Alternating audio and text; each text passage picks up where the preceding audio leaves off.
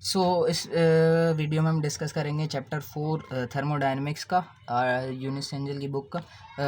Specific heat से forward वाला हम सारे न्यूमेरिकल को देखेंगे सजेस्टेड। तो यहाँ पे हमारे पास पहला न्यूमेरिकल है 4-51, जिसमें हमें कहा गया है कि determine the enthalpy change del h जो है of the nitrogen gas in kilojule per kg as it is heated from 1600 Kelvin to 1000 Kelvin using a empirical specific heat equation as a function of temperature। Table A two C से हम निकालेंगे जो कि, और B part में क्या कहता है CP value at the average temperature पे कैलकुलेट करना है। सही, ये दोनों मेथड से करेंगे। हमारे पास चेंज इंथैल्पी चाहिए कहाँ से कहाँ तक, T1 से T2 पे हमारे पास चेंज आ रहा है। सही है, इंथैल्पी चेंज नाइट्रोजन गैस का।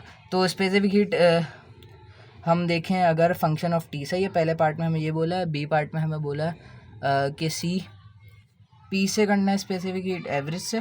सही है, और क्या बोला है हमें specific heat at room temperature पे करना है, मतलब 300 केल्विन पे। सही, तो हम क्या करेंगे, सबसे पहले हमने क्या देखिए ए टू सी पे जाके हमने सी पी की इक्वेशन देख ली, नाइट्रोजन। सही, यहाँ से ए बी सी सारी वैल्यू हमने ली, इसको हमने इंटीग्रेट कर दिया, जो कि हमने पिछली वीडियो में देखा था पूरा डिटेल में, इसकी थ्योरी डिस्कस करी थी। सही, तो सिंपली वैल्यू पुट करी ए बी सी वगैरह की। यहाँ से डेल एच बार आता है हमारे पास क्योंकि सी पी बार है, तो यहाँ से डेल एच बार आ गया। और हमने नाइट्रोजन हमारे पास है तो उसका हमने मॉलिक्यूलर मास रख दिया 28.013, जो आप टेबल A1 से कैलकुलेट कर सकते हैं। सही है, तो यहाँ से डेल एच आ गया मेरे पास 47.8 किलो जूल पर केजी में आ गया। सही है, तो ए पार्ट हो गया हमारे पास। बी पार्ट क्या है हमारे पास, एवरेज से करना है हमें स्पेसिफिक हीट। सही है, टी एवरेज। सो हमारे पास क्या होगा 600 और 1000 दिया हुआ था। सही है, तो ये इसका सम करके डिवाइड बाय 2 कर देंगे तो कितना आ जाएगा मेरे पास 800 केल्विन। सही है, तो 800 केल्विन आ गया टी एवरेज। तो यहाँ से मैं देखूंगा टेबल ए टू बी जाके, टेबल ए टू बी में जाके देखूंगा 800 केल्विन पे एट सी पी एवरेज मेरे पास है 1.121 किलो जूल पर के जी केल्विन या सेंटीग्रेड। तो यहाँ से मैंने सिंपली इस फॉर्मूले में पुट कर दिया सी वी डेल्टा टी में, क्योंकि स्पेसिफिक हीट है। सही है, किलो, इसका यूनिट क्या था किलो जूल पर केजी, इसलिए मास नहीं आया यहाँ पे। ठीक है, तो सी पी एवरेज मेरे पास ये आ गया 1.1 और चेंज इन टेम्परेचर 600 से 1000 तो 400 चेंज इन टेम्परेचर है, तो यहाँ से डेल एच आ गया 448.4, जो कि सिमिलरली करीब करीब है। अच्छा, फिर उसके बाद हमारे पास क्या है specific heat at room temperature, मतलब 300 केल्विन पे। सही है, तो आप जा सकते हैं टेबल ए टू ए में जाके c p of nitrogen at 300 kelvin पे अगर मौजूद हो तो। सही है, तो सी पी 1039 आ गया। चेंज इन टेम्परेचर हमें पता है 1400 केल्विन है, तो सिंपली हमने वैल्यू पुट करी, यहाँ से डेल एच भी आ गया। तो 4-51 बहुत ही ईजी से न्यूमेरिकल है। उसके बाद फिर उसके बाद हम एक दूसरा न्यूमेरिकल डिस्कस करते हैं 4-58। सही है, इसके अंदर हमें क्या बोला है, इसके अंदर बोला है हमें a 4/5/7 room is heated by the radiator of a steam. सही है, स्टीम है हमारे पास जो मिल रही है हमारे पास रेडिएटर में।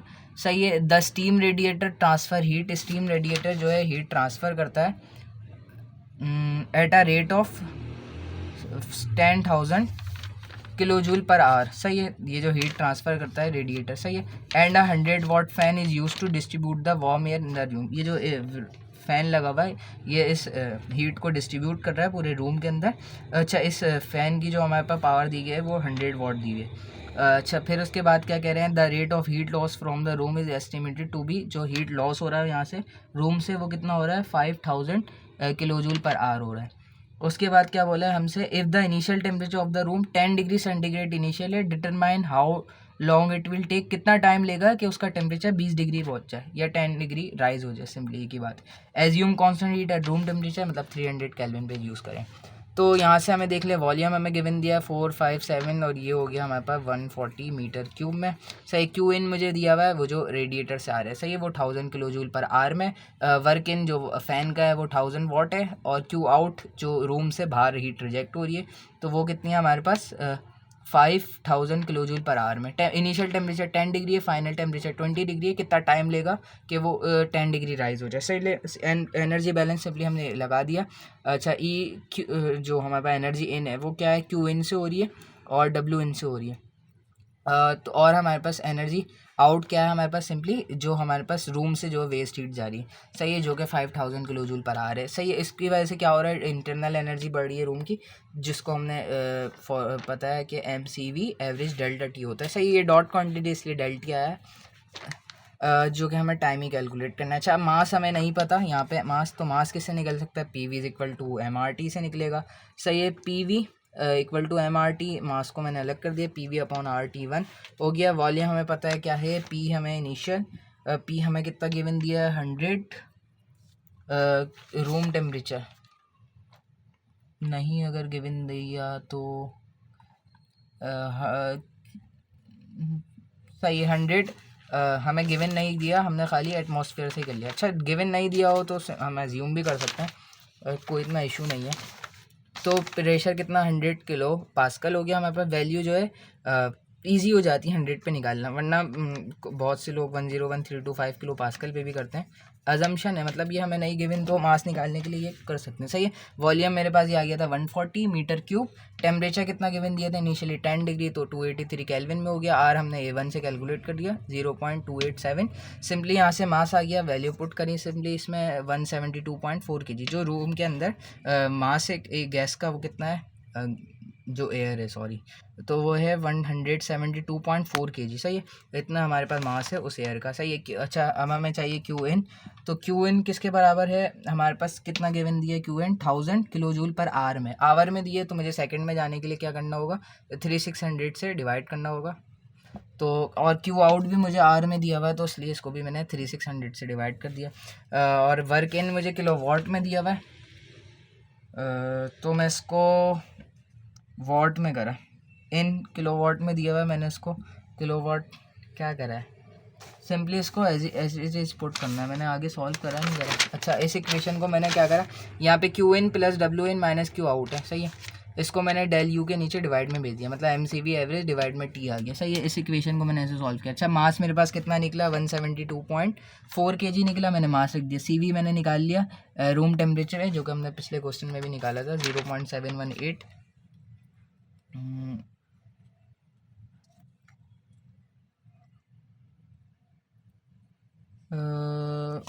सी वी नहीं निकाला हमने पिछली वीडियो में, थ्योरी वाली में देखा होगा। 0.718 हमारे पास सी वी एवरेज आ गया, और टेम्परेचर डिफरेंस कितना है 10 से 20 में 10 डिग्री सेंटीग्रेड। अच्छा, क्यू इन मुझे 10,000 दिया हुआ था आर में, तो इसलिए मैंने इसको कैलकुलेट कर लिया सेकंड में, तो मेरे पास एक 600 सेकंड में आ गया। फिर उसके बाद मुझे क्या गिवन है, वर्क इन। अच्छा, वर्क इन मुझे दिया 100 वॉट में। सही है, इसको वॉट में है तो मुझे किलो वॉट में करना है, तो इसलिए मुझे इसको 1000 से डिवाइड कर दिया ताकि किलो वॉट में चले आऊँ। और उसके बाद मेरे पास क्यू आउट दिया हुआ है, यहाँ मैंने यही करा था, किलो वॉट में डिवाइड करा। अच्छा, ए टू ए से मैंने सी वी एवरेज निकाल लिया 0.718 किलो जूल पर के जी कैल्विन या डिग्री सेंटीग्रेड। क्यू आउट मेरे पास आ गया 5000 किलो जूल पर आवर में दिया हुआ था, वही सेकंड में करने के लिए किलो जूल पर सेकंड में करने के लिए 3600 से डिवाइड करते हैं। तो यहाँ से डेल टी मुझे कितना लग रहा है 831 सेकंड समथिंग अप्रॉक्स लग रहे हैं इस 10 डिग्री सेंटीग्रेड राइज कराने के लिए। सही है, इतना मुझे रेडिएटर यूज़ करना पड़ेगा, फ़ैन यूज़ करेगा, और सिंपली 831 मतलब अप्रॉक्स 5 मिनट से कम समय में कम वक्त में ये जो है 10 डिग्री टेम्परेचर राइज हो जाएगा। सही है, तो नेक्स्ट न्यूमेरिकल हम देखें 6-69 है हमारे पास। a room is heated by a boat, space bar दब गया मेरे से।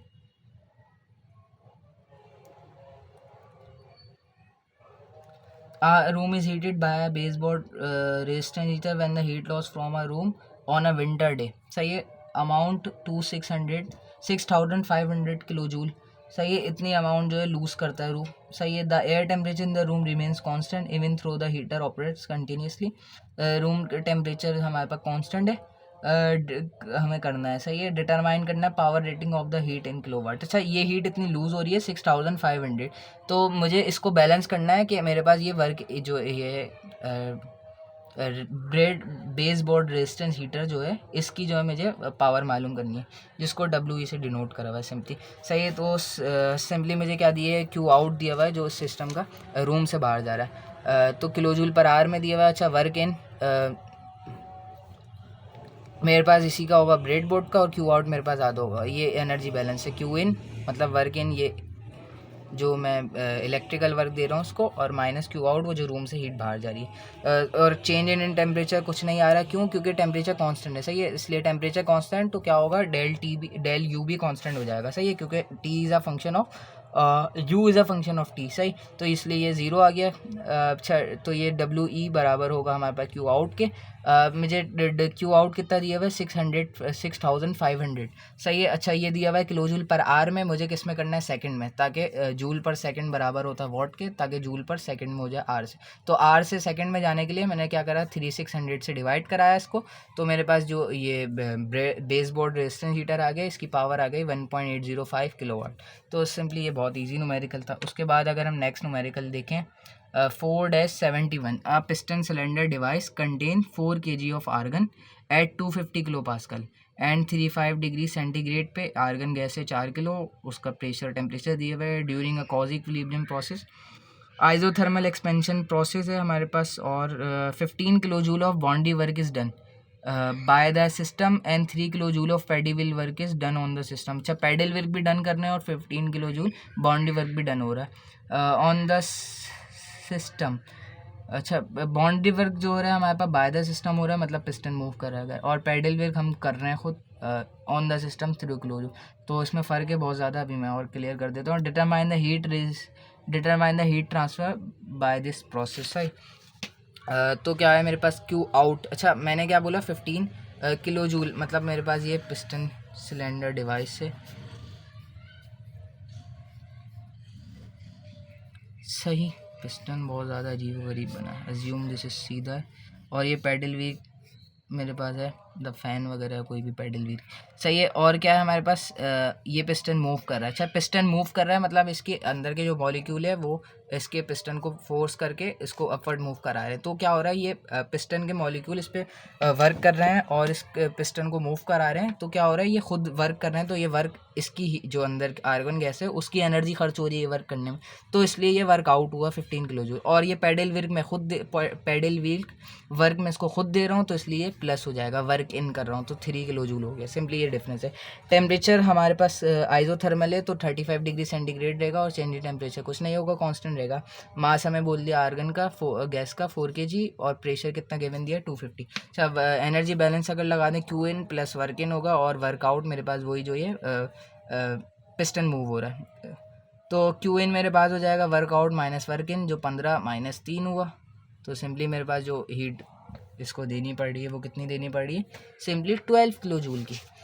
सो नेक्स्ट क्वेश्चन अगर हम देखें 4-73, 4-73 में अगर हम देखें, a piston cylinder device with a set of stop on the top initially contain 3 kg of air at 200 kilopascal and 27 degrees centigrade. Heat is now transferred to the air and the piston rises until hit the stop, at which point is twice more heat transfer until the pressure inside the cylinder is also double. Determine the work done and the amount of heat transfer to this process. Also show the process on PV diagram. ये हमने discuss करा था पिछली video में भी, अगर आपने नहीं देखी तो वो देख लें, मुझे नहीं लगता इसमें कुछ समझाने की ज़रूरत है, तो मैं इसको स्किप कर रहा हूँ। थैंक यू, आप उस वीडियो में देख लीजिएगा इसके थ्योरी वाले पार्ट में। और अगर हम देखें इसका नेक्स्ट न्यूमेरिकल है 4-74, 4-74 में हमें क्या बोला है, अच्छा, in a manufacturing facility 5 centimetre diameter brass ball है हमारे पास, उसकी डेंसिटी हमें गिवन दे दी गई है,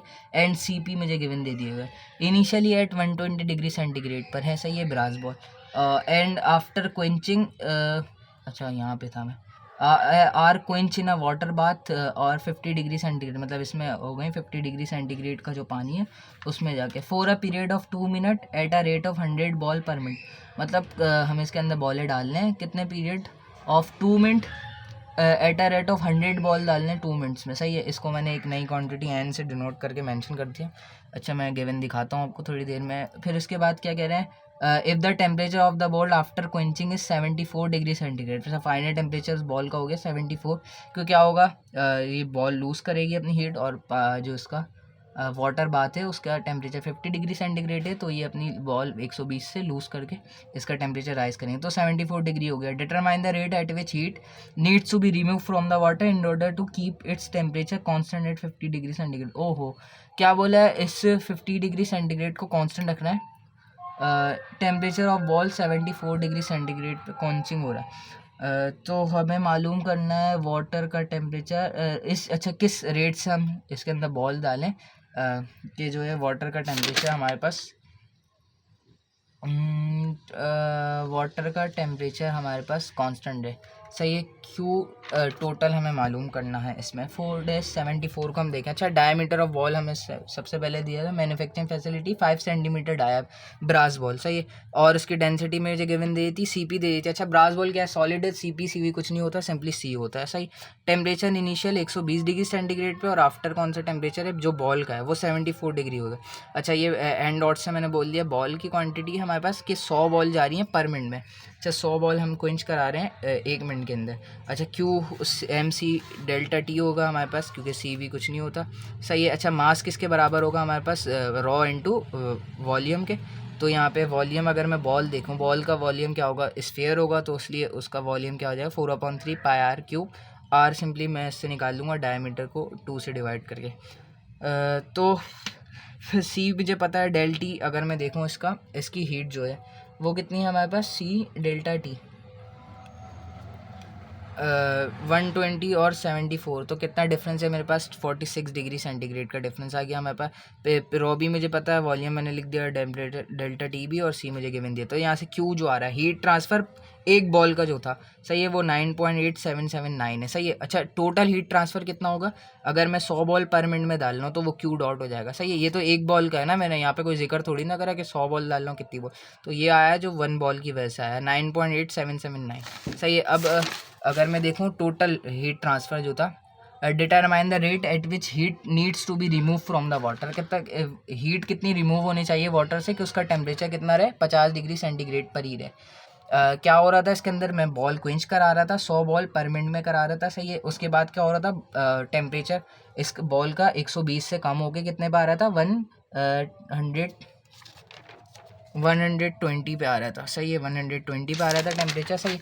तो क्या हो रहा था, जो वाटर जो होगी ये अपनी हीट जो लूज़ करेगा, सही है, वो हमें कहीं और देनी पड़ेगी। अब क्या बोला है इन्होंने, वाटर को नहीं देनी हीट, क्योंकि वाटर का टेम्परेचर राइज हो जाएगा ऐसे तो हमें वाटर का टेम्परेचर ही जो है कांस्टेंट रखना है। तो कितनी हीट मुझे रिमूव करनी पड़ेगी कि वाटर का टेम्परेचर रखूँ मैं कांस्टेंट 50 डिग्री सेंटीग्रेड, तो वो ये मालूम करना था। तो मुझे अभी पता चला कि एक बॉल कितनी एनर्जी दे रही है वाटर को, 9.879 किलो जूल हीट अपनी दे रही है एक बॉल वाटर को। तो 100 बॉल पर मिनट में डालना हो तो क्यू डॉट, अच्छा, टोटल जो हीट होगी पूरी 100 बॉल की वजह से पर मिनट में, तो किलो जूल पर मिनट में कितनी आ रही है, 98.779 किलो जूल पर मिनट। इतनी हीट अगर मैं रिमूव कराता रहूँगा वाटर से तो मेरे पास टेम्परेचर कांस्टेंट रह जाएगा। तो सिंपली ये न्यूमेरिकल भी डन हो गया। अच्छा, अब एक और न्यूमेरिकल अगर हम देखें, मेरे ख्याल में सेकंड लास्ट न्यूमेरिकल होगा इसका, जो कि हमारे पास 4-79। अच्छा, carbon steel ball density given दे दी उसकी और सी पी भी गिवन दे दी। अच्छा, सी पी सी भी कुछ नहीं होगा, सी होगा क्योंकि सॉलिड है। 8 mm डाया बोला है, are anneal by heating them first to 900 centigrade in a furnace. अच्छा, 900 सेंटीग्रेड ग्रेड पे फर्नेस में उसको हीट करा गया, then allowing them to cool slowly to 100 degree centigrade, 100 degree centigrade तक कूल करा उसको। अच्छा, और किसके टेम्परेचर डिफरेंस, मतलब in a ambient air at 35 degree centigrade पे। अच्छा, फिर वही क्या गया, if 2500 balls are to be annealed per hour, मतलब फर्नेस वगैरह में आ रही है प्रोसेस में। सही है। तो डिटरमाइन करना है total rate of heat transfer from the balls to the ambient heat में कितना एयर के अंदर हीट ट्रांसफ़र हो रहा है। सही। तो हम देखें डेंसिटी हमें गिवन दी है, सी पी वही सी हो जाएगा, ये भी हमें गिवन दिया है, डाया भी बॉल का पता है, मैंने मीटर में कन्वर्ट कर दिया, और आर क्या होगा, रेडियस सिंपली 2 से डिवाइड कर दिया। सही है। तो यहाँ पे आर आ गया 0.004 मीटर। इनिशियल टेम्परेचर बॉल का जो फर्नेस से आ रहा था एनिल्ड होने के बाद तो आ रहा था 900 डिग्री सेंटीग्रेड, और टेम्परेचर बाद में कितना होगा 100 डिग्री सेंटीग्रेड, तो चेंज इन टेम्परेचर आ गया 800 केल्विन। अच्छा, एन डॉट मतलब वो जो बॉल्स है हमारे पास वो कितनी है, 2500 बॉल एनिल्ड हो रही हैं पर आर में। सही है। अच्छा, क्यू आउट मेरे पास क्या है, क्यू आउट मेरे पास होगा चेंज इन इंटरनल एनर्जी कितनी बड़ी, तो एम सी डेल्टा टी हो गया। एम कैसे आ जाएगा, रॉ वी से आ जाएगा मेरे पास। सी मुझे गिवन दिया है, डेल टी मुझे गिवन दिया है, तो यहाँ से क्यू आउट हो जाएगा पर बॉल का होगा, सही है, एक बॉल का कितना है, सही है।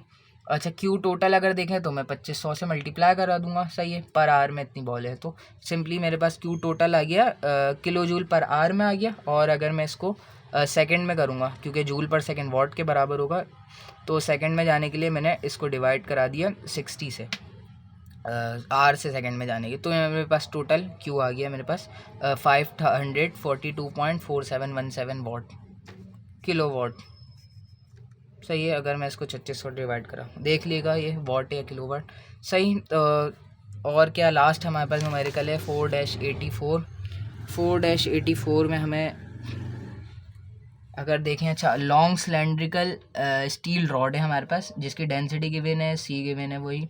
अच्छा 10 सेंटीमीटर डाया है, are heat treated by drawing the velocity of 3 meter per minute through oven maintain at 900 degree centigrade. अच्छा देखें, एक अवन चल रहा है मेरे पास, उसके अंदर ये रॉड है हमारे पास जिसका 10 सेंटीमीटर डाया है, सही है।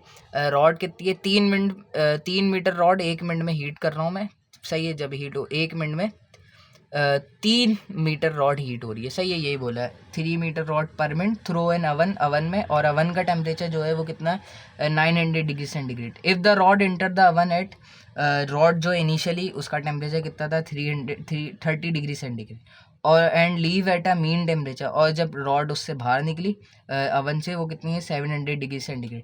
Determine the rate of heat transfer to the rods in the oven. अच्छा अवन के अंदर कितना है रेट ट्रांसफ़र हुआ हीट का, सिंपली वो देखिए, डेंसिटी मुझे गिवन है, सी मुझे गिवन है, डाया मुझे पता है उसका सेंटीमीटर में था, तो मैंने मीटर में कन्वर्ट कर दिया, तो डाया को मैंने रेडियस में कन्वर्ट कर दिया, 2 से डिवाइड कर दिया। अच्छा लेंथ मैंने इसको एल डॉट बोल दिया, सही है, क्यों, क्योंकि 3 मीटर रॉड थी पर मिनट में, सही है, पर मिनट वाली क्वांटिटी रेट वाली, तो इसलिए डॉट लगा दिया।